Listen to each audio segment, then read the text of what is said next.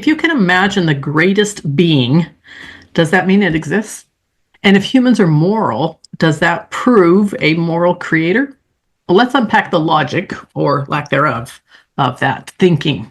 So today we're going to dive into two arguments, maybe three, that attempt to prove God's existence through imagination and morality. The ontological argument claims that God must exist because we can imagine the greatest possible being. Well, the anthropological argument suggests that human intellect and morality point to a moral creator. Are these arguments solid, or are they just intellectual exercises? So, Alan, before we get going, very, very quickly, remind us what book we are basing this show on.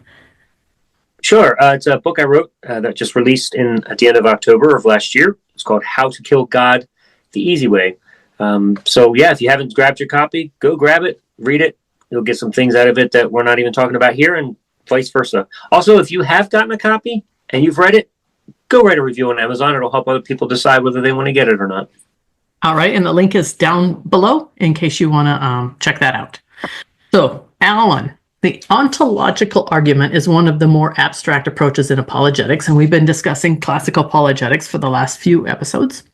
So how does it link, the ontological argument, try to link imagination to reality, and what are the flaws there? Maybe one question time. How does the ontological argument try to link imagination with reality?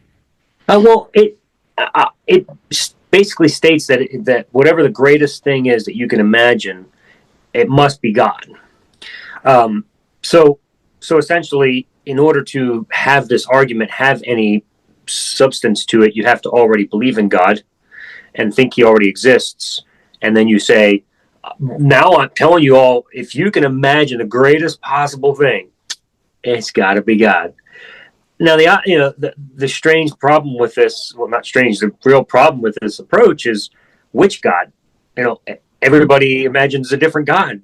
So if you're going to make this case, and what you're saying is there's some being out there, there's something going on, the greatest thing we can imagine, everybody's dreaming up their own God. Is it really a God then? And if it is a God, is it your God? Is it my God? Is it, Joe Smith's God? I mean, which God is it? I mean, it's like the whole argument's just so weird. I don't understand how this even became an argument. Well, traditionally we think that the Christian God, the Muslim God, the Jewish God, sometimes, some of the other religions, those are the three main ones, right, that we kind of think of. But in my conversations with Christians, since I left Christianity, I have come to see that most Christians have their own version of God. So even though they think it's the Christian God, almost every Christian has their own idea. And I get this a lot when I post stuff on Facebook. And Christians love to come on my posts and say, oh, that's not what I believe, or that's not what my God does. So really, if we're imagining this God, the greatest possible being, and it has to be this God, why is it that even within Christianity itself, they all have these different ideas of what this God might be? Yeah, that's great. Well, just to piggyback on what you just said, one of the things about me, and I was sharing this with another friend, questions of why are you always making these posts, against God? And part of the reason I do it is because I think it's really fun to watch Christians come on there and start out all angry with me, and next thing you know, they're fighting with each other. And it's one of my favorite things to watch because doesn't take much to get Christians to disagree. And within a few posts, within a few comments, in that thread, next thing you know, well, no, God doesn't do that. Yes, he does. No, he doesn't. Well, he's like this. And I can just take a step back and watch them debate each other. So Christians have no consistency in their God because, look, if God really existed, he'd have made it abundantly clear as to what he was like. And, for him to just sit up there and just say, hey, good luck figuring who I am, that's more of a deist God, right? That would, he spanned the world and said good luck, and that's not Yahweh. That in no way, shape, or form is that Yahweh. That is some being out there that nobody can define. That's where you would have to be an agnostic and say, well, I don't know who he is or what he is or what's that. So Why do they have all these different views? Because it's all based on your imagination. In fact, Yahweh himself is based on the imagination. So, to start with that and say, if you can imagine the greatest being, he must be God. That doesn't really make sense because you're assuming God. That argument could just as well work for the atheist. I might say, hey, the greatest thing I can imagine is a universe that began with energy, moving and spreading it out and not creating, but bringing about all this stuff through evolution. That's also a good argument. Like, how does the ontological argument prove God in any way, shape, or form? Any God. Right. Well, because it doesn't have any evidence backing it, there's no way it can prove anything, right? So something that's in our imagination is not evidence or proof of anything. It's just a thought experiment, right? It's just a thought experiment. And really, if you do the exact opposite, and so the argument goes, if you can imagine the greatest possible thing, it must be God. Well, I would say, well, what if we took it the opposite way and said, if you can imagine the least possible thing, the worst possible thing, well, that would be nothing. And, somebody might say, yeah, but that's stupid, Alan, because nothing doesn't exist. Well, I'd say, well, if you think that God's the greatest thing, I also think God doesn't exist. So that doesn't really help your argument. There's no way you can take this argument in any direction and prove anything with it, other than I have an imagination, and in my world, my invisible friend is real. He's the one, the greatest being, created all things. This really is an invisible friend argument. So if we didn't ever hear about this invisible imaginary friend before, how would we answer this question? What is the greatest possible being you can imagine? How would you answer that? Yeah. You never heard about this invisible imaginary friend. I'm kind of stumped by your question. Maybe that's the point. I don't know. Well, it kind of is. It kind of is the point, because I mean, they're making. I do think that religion and Christianity, more specifically, tends to come up with these gotcha questions that actually make no sense at all when we think about them. Right? Who goes around thinking, unless you have this imaginary relationship with this invisible being that nobody's ever seen, and it's imaginary, who goes around thinking, if you could imagine the greatest possible being, what would it be? I mean, does a non-believer think, even, do they ever ask that question? Or is it just a gotcha question? No, it's a gotcha question, and it's a silly one too, because that's the same approach to beginning with the question, well, who created this world then? Right. To start with the assumption of creation, you're presupposing something that is not necessary. So to begin with this idea as well, there's a being. Oh, there's got to be a being. Well, why does it have to be a being? Well, yep. We're presuppositional, which again, that's the place where you came from, was presuppositional thinking, right? Sure. Yeah. And, as a Christian, again, if I may reiterate just that, we're going to look at presupposition later, but, you have to presuppose other things as well, like sin and so forth, in order to make God a decent presupposition. So we'll see how that gets destroyed later. But anyway, so yeah, that was where I came from. Okay. All right. Anything else on that before we move on to the next classical argument? No, I don't think there's anything. There's not much to say on that one, right? Once again, it's circular reasoning. You start with God and you use an argument to prove God. Nobody else would have. It's a head scratcher. If you walked up to somebody that never even thought about God in their life and you said, hey, what's the greatest thing you can imagine? I mean, they might say pizza. I mean, who knows? Like, exactly. Nobody would be like, oh my God, you got me.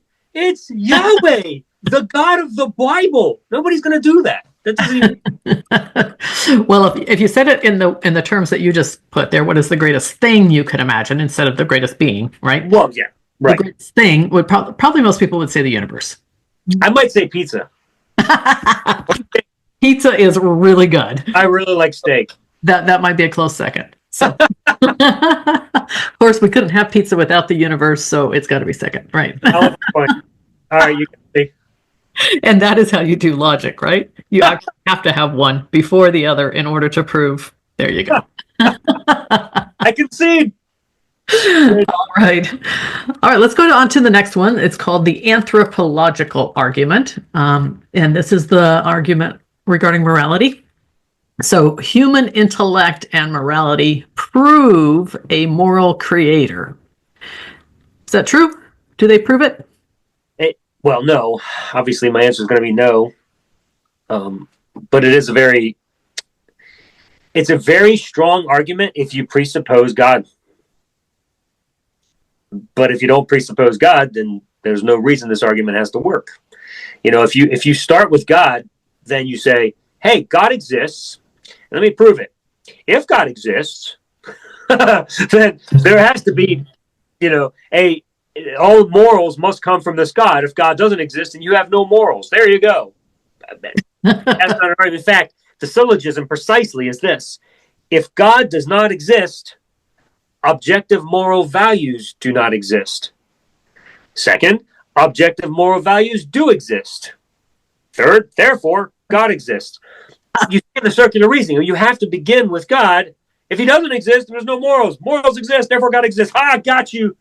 No, you didn't, because you're making a lot of assumptions there that, in fact, not one of those three statements in the syllogism are true. Right. You have to begin with a true premise, and that's not a true premise, right? It's not something that's been proven or true. Correct. Even the statement that objective moral values can't exist without God is completely false. And there's a huge misconception about those who are not believers or don't believe in God.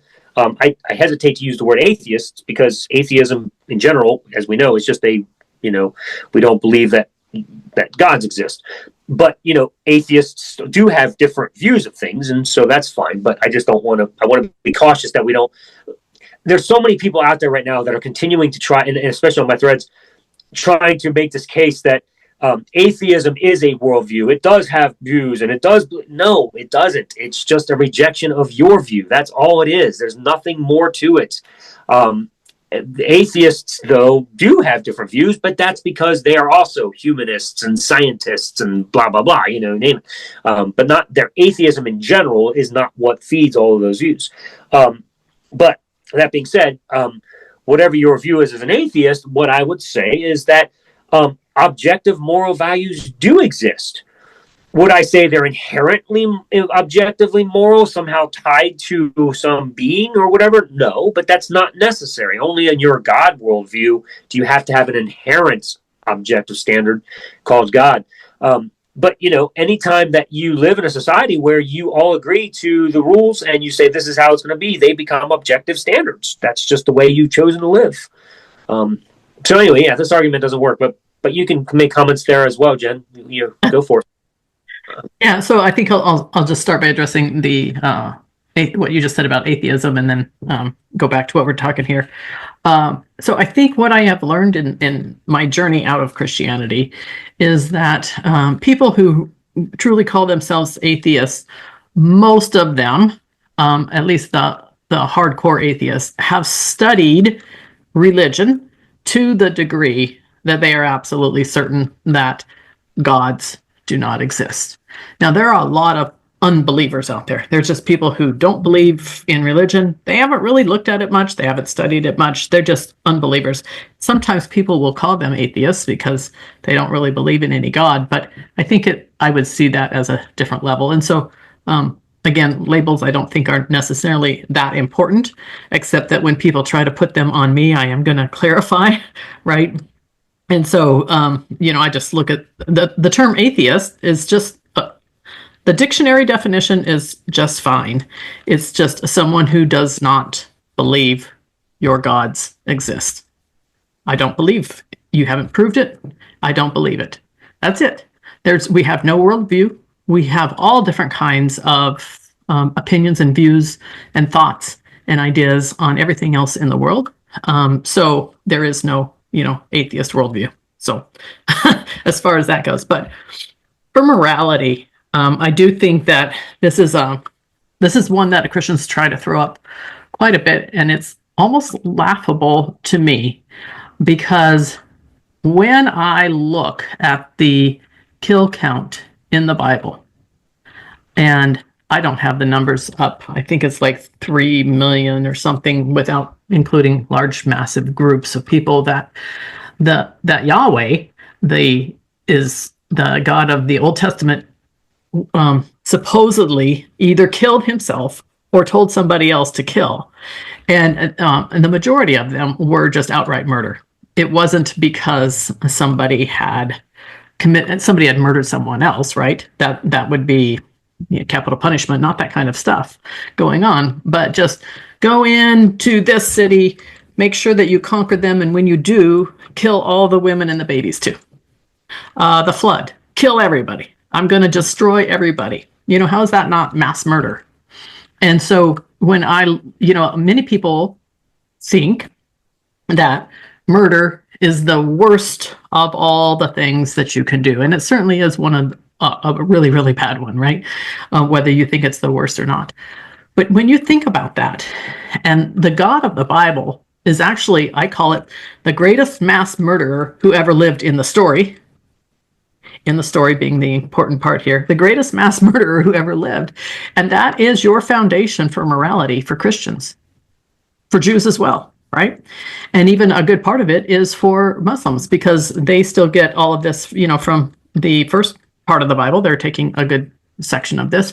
So we've got the three main religions, their gods, their morality is based upon a God who is more immoral than, if he were to come and do this in real life in today's world, we would be not asking for him to be arrested, and not asking for him to go to Gitmo and be waterboarded, and no, it would be immediate death penalty for that kind of stuff. I mean, we would be up in arms if he was doing these kinds of things today, sending the bears to maul the children because they made fun of a man who was bald. These kinds of things. There are hundreds of stories like that in the Bible. It's not one. It's not just the flood. The flood alone is bad enough.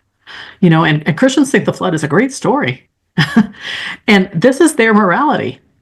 Right. So when Christians bring up this moral argument, it's just like, first of all, I don't know how I didn't see it when I was in Christianity. But, the amount of rape that goes on in the Bible that's sanctioned, the kidnapping, and the men could go and they could kidnap young women from other tribes or other cities, right? Other little nations, what they call them, and they could kidnap them for their wives. That was a good thing in the Bible. Can you imagine if that was happening today? We have the tiniest little, they were 17 years and 364 days, therefore it's, some horrible sin because a 21-year-old man had sex with this girl who's one day before she's 18. The standards that we have today are not even close to the standards that were in the Bible. Not even close. And so we don't get our morals from the Bible. We actually don't. And when I see Christians try to bring up this argument, it's almost laughable to me that the amount of cognitive dissonance that must be going on for them to actually think this is a true, real argument. And yet this is one I hear from almost every single one. No, you're absolutely right. And to answer one question you had, you said, I don't know how I didn't see it when I was a Christian. Probably for the same reason I didn't, although I don't know. Maybe your reasoning is different. But for me, it was, well, yeah, but God, he's the one who created everything. So he has the right to do whatever he wants. He can take life and give life, and that's his prerogative. We are not God, so we don't have that right. We have to live by his rules. So that was the escape clause, is that God's never found guilty for something that he has the right to do. And then and that's, do as I say, but not as I do. Yeah, right. And that's fine and good. But when it comes to this particular argument, the problem with that is, how can you say that God, that this Yahweh is your objective moral standard if in fact this God gives you examples of the exact opposite of the standard you're supposed to live by? So he comes and he gives you laws, and he says, now here's my law: don't murder, don't rape, don't whatever. I might even throw in, don't have slaves, if we were to imagine that God actually ever said that, but he didn't, which is also odd. But so let's just stick to the two that he did say: don't murder, don't rape, or whatever, don't, those kinds of things, don't hurt anybody. And then he turns around in the very next chapter and he says, now go into this city and I want you to plunder the women and I want you to kill everything. I'd be so confused. I'd be like, wait, God, what's my moral standard? The law you spoke and gave to me, or the one you're telling me to do now? Which one is it? Mm-hmm. That is my problem with his argument, is that it's all over the place. It is. How can God be your objective moral standard if he switches gears after already giving you a commandment and then tells you to do the exact opposite thing? Mm-hmm. That's a huge problem. It's a major problem. It is. And I do think we need to bring up slavery here, because that is a major problem in the Bible as well. So God never once, Jesus never once condemned slavery. Did they condone slavery? I say yes, because they gave instructions on how to beat their slaves. Yes. That is absolutely condoning slavery. It's saying, yeah, it's a good thing, just as long as they don't die. Right. In today's world, if God was here today, no. So our morality does not come from the God of the Bible. Yeah, no, it's hugely problematic. And the argument I hear so many times, and this is the one I would have tried to give, well, yeah, but that was the old covenant, and God did it for a reason. It was a type, and it was the whole purpose was for him to fix it in the future, and blah, blah, blah. Look, all that theology aside, that's wonderful and good, and it's fun for the narrative itself. If you recognize it's a fictional story, you're like, okay, this God did this, and fine, it's fun for discussion. But if there's a real God up there, the issue isn't that, he did it in this time only to fix it. The problem is he did it at all. The fact that he ever, in any economy, allowed, and not only allowed, but gave instructions and condoned slavery, how to beat your slaves. Here's the appropriate way that is mind-blowing that we couldn't see that as Christians, and that Christians still can't see. I still don't. That, to me, is, I don't understand how I never saw that. Like, sure, God has the right to do whatever, but the fact that he would actually condone and give instructions for slavery and rape and murder, by the way, all three of those, in any economy, is just mind-boggling to me. Really is. He didn't need any of those to fulfill his future coming of Christ and eliminating sin. None of that was necessary to instruct and promote in his law. None of it. He could have done everything he wanted to do without those three things. It is just sick that people will defend this God at all costs, even if slavery, rape, and murder are taught by this God to do in certain circumstances. Like, oh my gosh, Jen, it's sick. And he really had the perfect opportunity with the 10 Commandments, right? Because this is when he's like, okay, I'm going to fix everything. Everything's going to hell in a handbasket. I'm going to come down and I'm fixing it all. And I'm going to give them, these are the primary 10, and we're going to come back and we're going to fill them in with 613. But these primary 10, 4 of them were, I'm God. 4 of them, right? It just said, I'm God. That's all it said. And what if we had just said, don't rape and no slaves, right? Well, he could still have 2 commandments just that said, I'm God. He really did have this opportunity, or any of those 613 that came to fill these in, right, and beef them all up. Any of those 613, he could have added those. Oh, I forgot. It's probably not a good idea to rape your sister, and maybe you shouldn't own those slaves either, right? It's just, it doesn't make any sense. So there's no foundation here. So Christians think that this is this inherent morality. Well, it's not inherent biblically. When you actually look at the Bible, it is not inherent biblically. Do you think? Yeah. If his goal, and if God somehow just had this number 10 in his mind, he had to limit the 10 commandments to 10. This is the 10 I could think of a few others that could have been replaced, like, honor the Sabbath, for crying out loud, or, do not envy. Like, maybe those would be two good replacements with don't rape, murder, or have Well, murder slaves. was one I of like them, right? just saying. Murder was I don't already know. there, 'Cause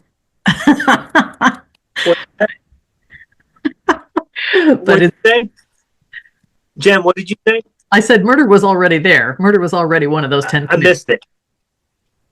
Are we not? Oh, that's right. Murder was. Yeah. So, So maybe he could have added those other two there. there were plenty of opportunities that he had to address those situations. And when Jesus came on the scene, he still did not do anything about it. Nothing. Right. And then, I do know that it's very popular. Two things are popular. One is this progressive Christianity where, Old Testament God is bad God, which is absolutely crazy. But anyway, and then, Paul fixes everything. All right. So we could probably have all kinds of conversations on those two alone, but Paul did not fix everything. Yeah, he probably was a little bit kinder to his slave, but he was still his slave. Philemon was still the slave, right? Paul didn't come in and fix everything. And Jesus certainly was out to lunch on this whole deal. Yes, he was. I heard, I know that there is an argument out there, and it's one that I would have used at one point in time, that under the category of do not murder, the law was basically a letter, but then there's the spirit of the law behind each one of the commands. And so you're supposed to be able to deduce what all of those are. And so under do not murder would be do not, have slaves and do not, rape or whatever, because those would be forms of murder, reducing people's lives. Which is, in my opinion, a very solid argument, except that God then turns around and in other places tells people to do the exact opposite of murder. Go have slaves, go murder, go rape them. Yeah. So it's just, again, it's completely all over the place where he says one thing and then says another thing. That doesn't sound objective. That's subjective. And then he had 613 more commandments, right? And so why couldn't he find one of those to, kind of give us more? What does do not murder mean? It means do not rape. It means don't beat your slaves. It means, if that's what it really meant, God had every opportunity to make that clear. Yes, but he was more concerned about whether your house was unclean if a dog's head died in or if his ass died in. We have just a couple minutes left, Alan, and we have one left, and I think it's going to be a real quick one. So do you want to fit in the ethnological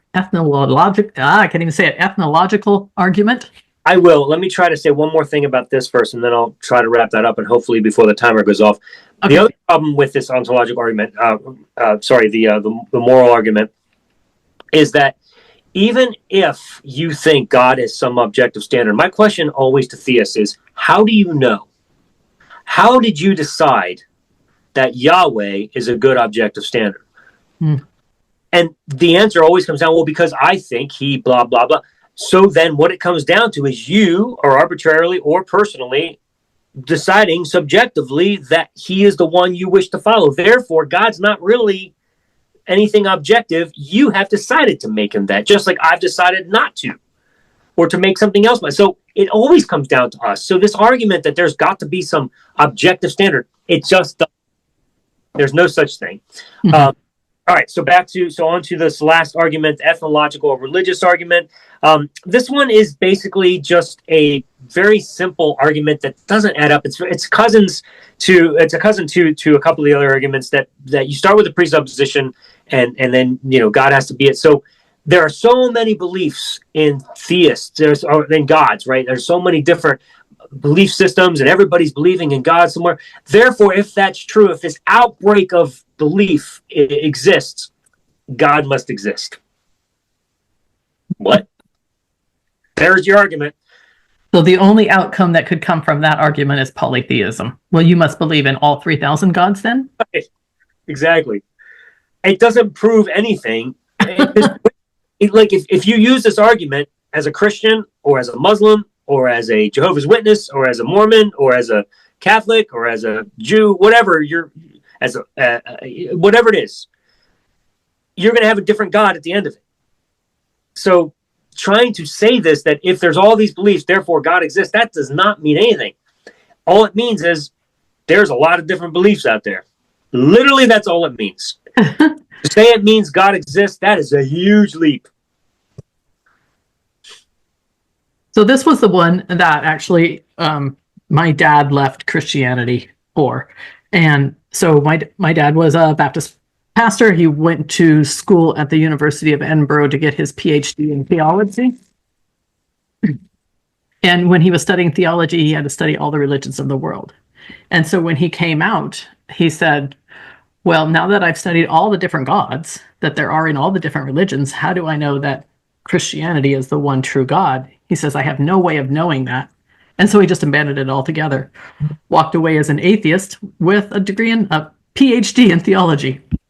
Wow, so an apologetic argument actually worked against itself. So I thought that was a good story to end on. It is. Wraps up classical apologetics. What's that? And that wraps up classical apologetics. All right, so we're on to something new for the next time. Evidentialism. Okay, so just like with any addiction that you need to quit, once the brainwashing has been removed, you just pick a time you stop. Indeed. Don't forget, like, subscribe, share, make a comment as well. We love to hear from you. Get other people over here. It's a fun show, and we're piggybacking off How to Kill God the Easy Way. So there's so many things you're going to be able to hear back and forth. Don't forget to leave a tip in the tip jar. All right, until next time, question your faith with Answers from Genesis.